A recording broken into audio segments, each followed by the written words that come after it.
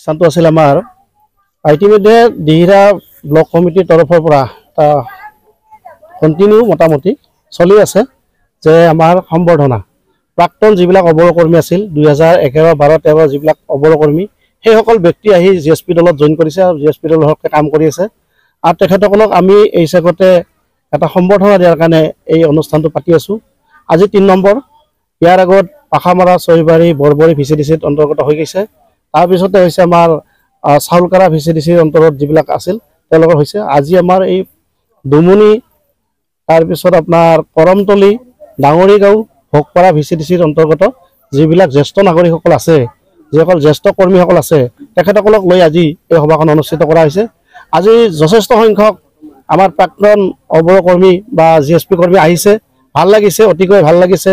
তেখেতসকলে দিহা পৰামৰ্শ দিছে অনাগত দিনত জিএছপি দল শক্তিশালী কৰাৰ কাৰণে তেখেতসকলে এটা মুখ্য ভূমিকা ল'ব আৰু ইয়াতে তেখেতসকলৰ মাজতে এখন কমিটি গঠন কৰিছে জ্যেষ্ঠ নাগৰিক কমিটি।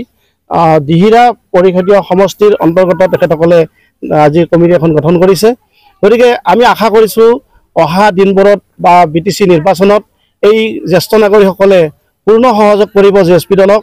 গতিকে তাৰেই আজি তেখেতসকলে ইংগিত এটা দিছে আৰু আমাৰ আজি মাজত আহিছে প্ৰাক্তন সাংসদ নৱকুমাৰ শৰণীয়া ডাঙৰীয়া উপস্থিত হৈছে। আমাৰ মাজত উপস্থিত আছে দিহিৰা পৰিষদীয় সমষ্টিৰ MCL তথা প্ৰাক্তন EM ঘনশ্যাম দাস ডাঙৰীয়া আছে, জ্যেষ্ঠ নাগৰিকসকল আছে। অতিকৈ ভাল লাগিছে। মহিলা আইদেসকল আহিছে, জ্যেষ্ঠ মহিলাসকল আহিছে। এই অঞ্চলৰ ৰাইজ যুৱ মৰ্চা আমাৰ লগত আছে। কণ্টিনিউ যুৱকসকলে আমাক সহায় কৰি আহিছে আৰু তেখেতসকলৰ মুখ্য ভূমিকা আমাৰ কমিটি যিবিলাক গঠন কৰিছোঁ মুখ্য ভূমিকা তেখেতসকলৰ আছে। গতিকে অনাগত দিনত আমি আশা কৰিছোঁ জিএছপি দলে শক্তিশালী হ'ব।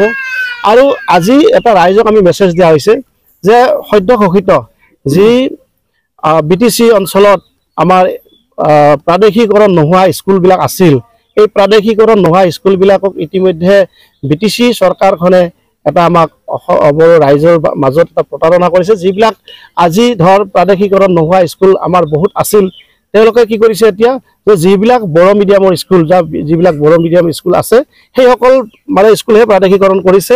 গতিকে যিবিলাক অনাবড়ো ৰাইজৰ যিবিলাক মানে স্কুল আছে সেইবিলাক প্ৰাদেশিকৰণ তেখেতসকলে নকৰে।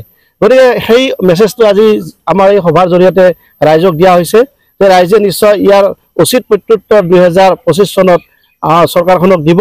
গতিকে আজি চাওক আজি মাটি বাৰীৰ সমস্যালৈকে আজি আমি মেছেজ দিছোঁ ৰাইজক।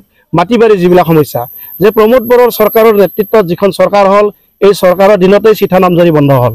ইয়াৰ আগত যেতিয়া বিটিচি চৰকাৰ আছিল BPFৰ চৰকাৰ আছিল BPFৰ দিনত হয়তো চিঠা নামজাৰিটো চলি আছিল, মাটি বাৰীৰ নাম ৰেজিষ্টাৰটো চলা নাছিল, মাটি বাৰীৰ নাম ৰেজিষ্টাৰ আগৰ পৰাই বন্ধ আছিল।